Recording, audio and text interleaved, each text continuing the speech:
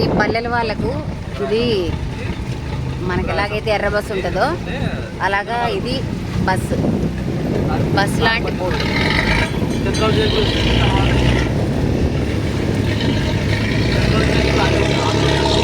స్టాపింగ్లో ఆపుతారు, తర్వాత వెళ్తూ ఉంటుంది. ఇది ఇక్కడ విలేజెస్లో మనకు ఎర్ర బస్సు లాగా వీళ్లకు ఈ బోట్ గవర్నమెంట్ బోట్ అన్నమాట. ఇది దీంట్లో కండక్టర్లు అంతా ఉంటారు.